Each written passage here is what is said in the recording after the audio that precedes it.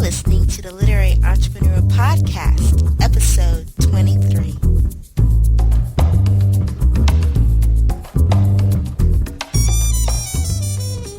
Welcome to this edition of the Literary Entrepreneur Podcast. I'm your host, Tara Moody, and we are back for this third Monday in March, and I am so delighted during Women's History Month to talk with another fantastic guest.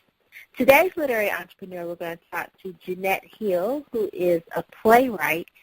And as you know, on the Literary Entrepreneur, I try to talk to all facets of the literary industry. So today, I'm really excited to talk about some of the behind the scenes of putting together a play, the business side of that. So without further ado, we'd like to welcome Jeanette Hill to the Literary Entrepreneur Show.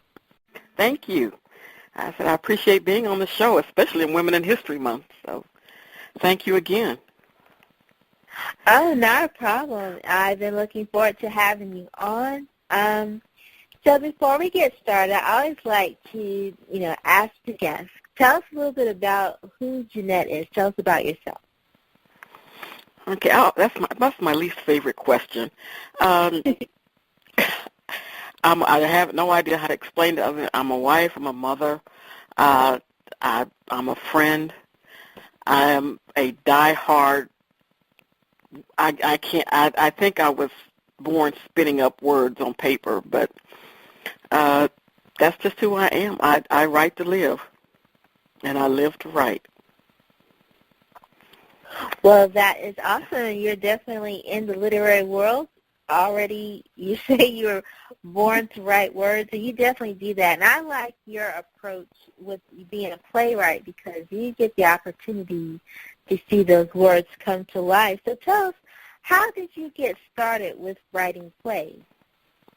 Well, the interesting thing is I was writing, but at the time I was writing it, I did not realize I was writing a play. I was writing in junior high school, and these stories were in my head, and I had to get them out. And there was no description, no John said this, then Deborah said that, and then this happened, then John did this, and I didn't realize it was a play at the time I was writing, and I just knew I had legal pads, and I was just going every spare moment. I was writing on my legal pad, so much so that one of my teachers came to me and asked me for the legal pad, and it scared me to death because I thought he was going to tear it up. And he said, "Now every time I see you, your head is down and you're writing on this pad. I want to see what it is that you're so intense about." And so he took it during class and he read it. And after class, when I went to get it, he said, "Okay, who did you copy this from?" And I went, "I didn't copy it from anybody. I wrote it." And he said, "You actually wrote this yourself?" I said, "Yeah." He said, "Well, I'll tell you what I'll do. If you can find the kids to perform this play," my first clue it was a play, and to perform this play, "I'll stay after school and let you rehearse here and let you put this play on in my classroom." He said, "That's how good this is." Oh, wow. So your very first play so this is in high school? Junior high school. Junior high school, so you've been doing plays for quite a while. Well, approximately how many plays have you have been in production for you? Including plays at church, I don't even count anymore. And I need to count, but I really haven't counted in a while. But there are quite a few because I spent a number of years doing original plays for youth groups in church, and then I switched to doing plays for adults in church, and then I went out on my own. And so for the past 10 years or so, I've been producing my own plays independently. So it's been a journey. I get people laugh at me, especially a group I belong to, because they're saying they have 5 or 6 plays. When they get to me and they ask me, I said, I think the last count I probably have in some various form or iteration 132. But all of those will never be produced. It's just that I just write. I write. That is amazing. And so in the past decade or so, you obviously have started to see that there's a business side to this because you have your company, JWHill Productions, LLC. So when would you say that was officially established? The LLC portion was established last year, but I have a nonprofit, JWHill Productions, where I did for the first several years, which is I combined live theater, also did workshops and a summer camp for kids called Believe Beyond Boundaries, where I taught them how to write their own stories so that they wouldn't have to do Grease or The Wiz or Annie. And nothing, not that there's anything wrong with those, but I believe our children have their own stories that they can tell.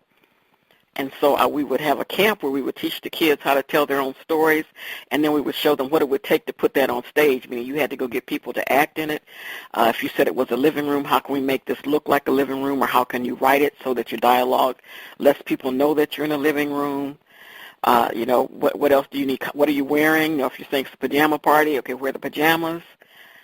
So we just kind of walked them through what it would take to actually, from the seed of that idea, to take it all the way through production.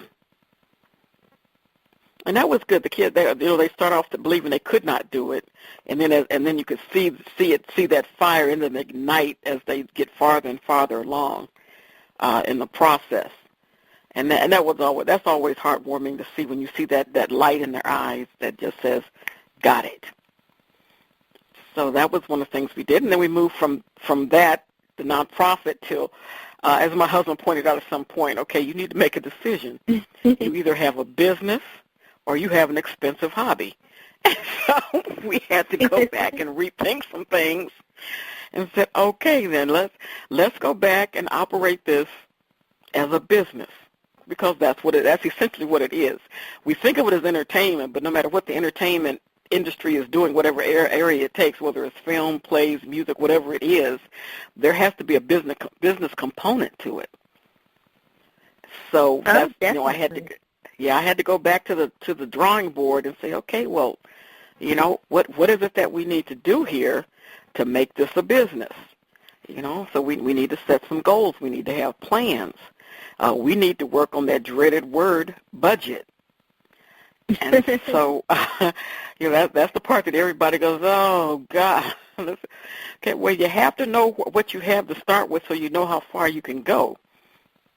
I believe in having a vision, but also believe in having provision, too. So, a lot of that was, reining in, because I had these grandiose ideas of, okay, we can do this. Oh, yeah, these people loved it here. Okay, let's put it on Broadway. And so it was like, okay, let's do a reality check here.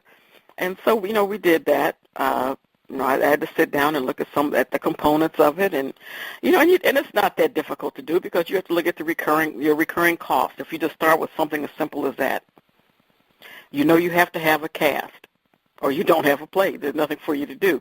You have to have a venue. You have to have some place for them to perform. You have to have sound. You need to have lights. You don't want them performing in the dark. Now, you can do a play outside. You can do it other ways, but if you want something that you're going to ask people to pay money for, it needs to have a little polish. It needs to have a little polish. Yeah, people are not going to pay you $25 to sit on the back lawn in a lawn chair and watch some people talk and play.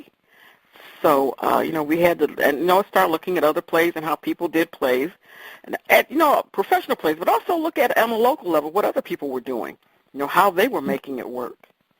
And so, there are no new ideas, but, you could take whatever you're looking at and adapt it to whatever your particular dream or your goal is.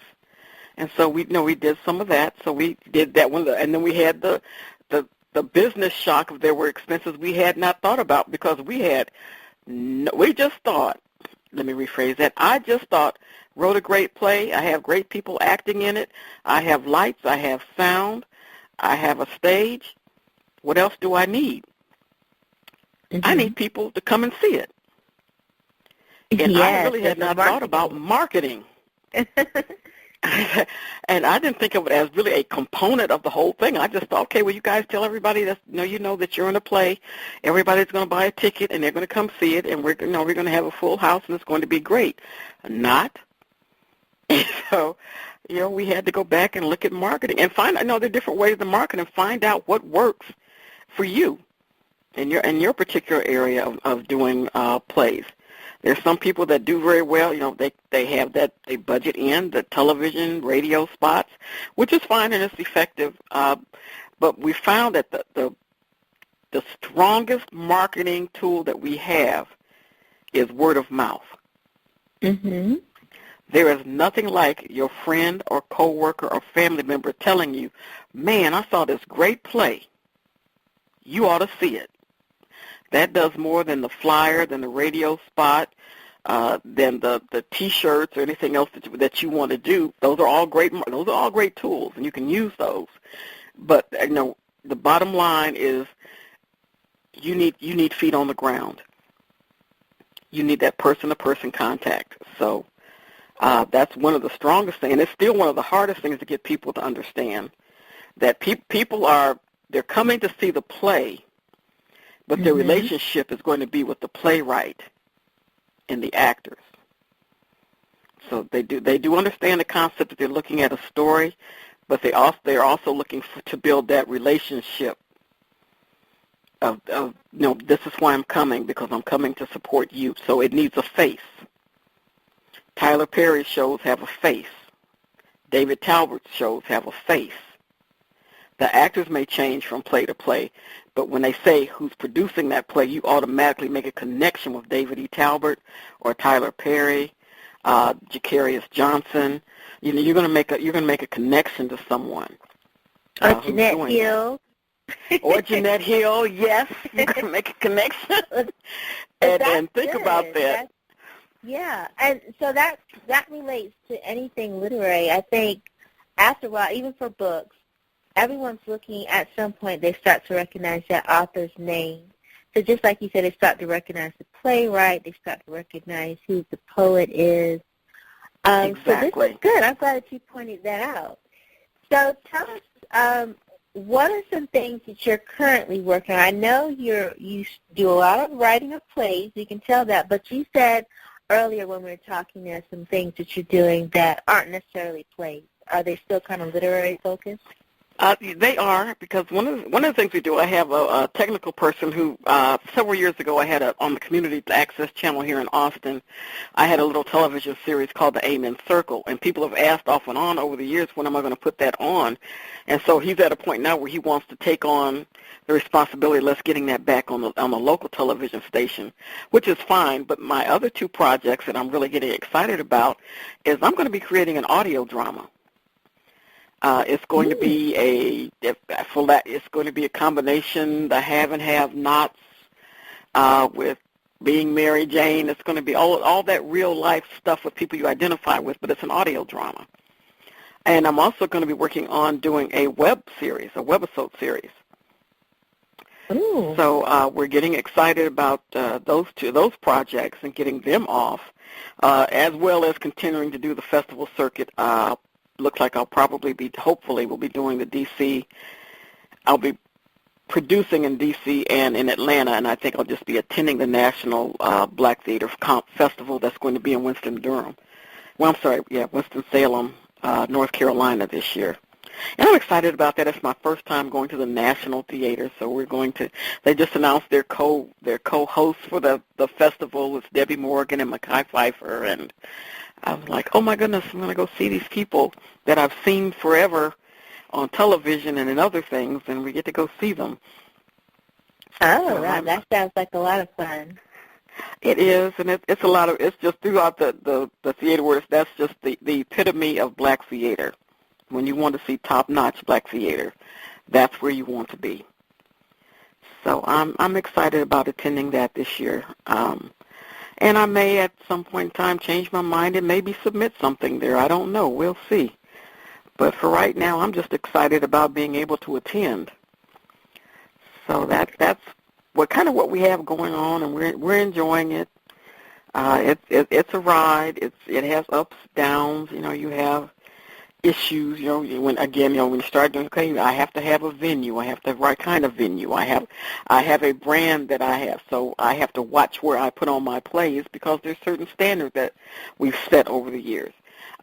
You have to have insurance, and a lot of people never think about that when they're thinking about the business side and all these other things because, when you go in there, they're going to probably ask you for a $500,000 or $1 million rider. Now, that makes you throw your mouth open, but it's really not. The cost for that insurance it's high, but it's not as high as you would think comparably to the amount of insurance that you're getting. If you're getting funding or grants, there are going to be a lot of stringent requirements that you have to go along with to get that money. And that's just the way it is. You know, you have to do, you're signing a contract that says, I'm going to do these things that you told me I have to do, and I am not going to do these things that you told me that I can't do. And I know that sounds like it's kind of crimping your literary, your creative style, but when you're taking money from somebody else, that's kind of the way that it goes. You know, you don't pay for your groceries at the store, and then they come back and tell you, okay, well, no, you can't have the hamburger. You have to get the ground chuck. No, you can't have steak. You have to get chicken legs. You know, if they're going to let you, if you're going to pay for something, you get to kind of call the shots. So I wanted to ask you a question that I always try to ask literary entrepreneurs, because I've met you in person before, but we do a lot of our communication online, and particularly Facebook, but we are in a group together. So as far as social media or having an online presence, how has things changed for you when it comes to marketing and getting out the word about your plays compared to, say, 10 years ago when Facebook was just maybe a blip on our we kind of knew about it, but most of us hadn't joined yet. Exactly. We didn't know what to do with it. And that's true. At the time that we did it, we had no idea. I don't think 10 years ago even the people who created Facebook had any idea of the impact it would have, or the people who did Twitter or Tumblr, that they had any idea of the impact that it would have. But back then it was, you know, I might mention, I don't even know if I mentioned the first play on Facebook. And then it dawned on me, because I'm thinking, well, a lot of these people, because I had several thousand followers, but I'm thinking, a lot of these people, they don't live here. They're not coming to the play. But surprisingly, I had people come from Dallas, which is close to 200 miles from here. They came in from Dallas to see the play. They come in from Houston, which is about 180 miles away. They come in from Waco. They come in from Killeen. They come in from San Antonio to see my plays. I have one lady who I thought she was coming to support her daughter. She said, no, I'm coming to see the play. She flies in from Florida. Wow. And I was like, you really can't? Yes. You know, she comes whenever she finds out. She'll call. Okay, well, when is the next play so I know I can get my ticket? I have another friend that comes in, wants to come in from Florida. Some people came in from Louisiana. I'm sure there was something else they were doing, but they came in for that. When we did the festival in Atlanta, people came. They spent their anniversary to come and see the play. That was what they did. That was their anniversary. They decided to drive from Virginia down to Atlanta to see the play. There were people that were from Chicago. There were people there from Denver. And they all heard about it through social media. So it's a big difference from trying to do the foot traffic and hoping that you make enough contacts and you participate. And another big component that we sometimes neglect is that we get so focused on what we're doing for our business and in our what our dreams are, is that we need to get out and support other people's dreams. When other people are doing things, you need to get out and support them. If somebody has a book, what does it take for you to share? Oh, Tyra has a book coming out. Okay, look, everybody, Tyra has a book coming out. Let's get out and support her. Tyra is going to be in St. Louis.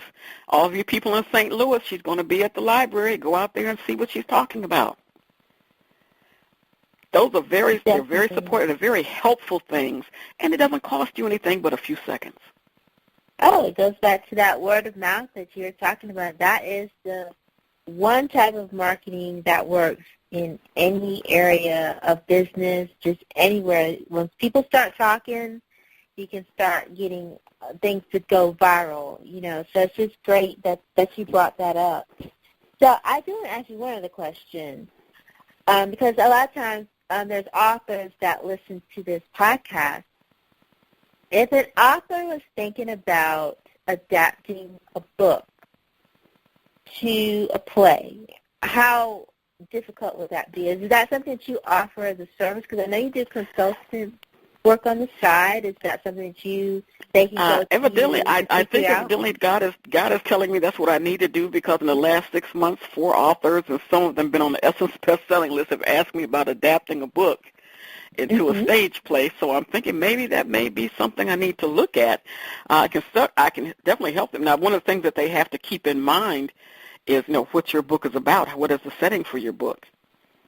how easily it can be adapted to the stage, because your Okay. stage is only going to be about 30 feet wide, 20 feet deep, so you're going to have to make some concessions. And sometimes that scene that you just loved in your book is going to be extremely hard, if not impossible, to adapt to that stage. So we're going to have to go back to the drawing board and find something comparable to get it on stage and get that same effect that they had in the book. So, there are things that you need to look at, because you're talking about a play. A play is approximately 90 minutes, not including the intermission, and it's usually a minute a page. So you're taking your 350-page book and paring it down to 90 pages. So that's something to keep in mind. Now, a lot of that is going to be, you've done description, you've done that, and you've had to describe feelings. Now, a lot of that will be absorbed because your actors will do some of it, your set will take care of some of it. But there are also things you just can't put 350 pages worth of your story on that stage. So we have to, let's sit down and talk about what is the essence of your story. Okay. Well, that makes sense. When people leave, what do you want them to think about what they just saw on the stage in terms of your book? So you need to really know what the major themes or the high points are.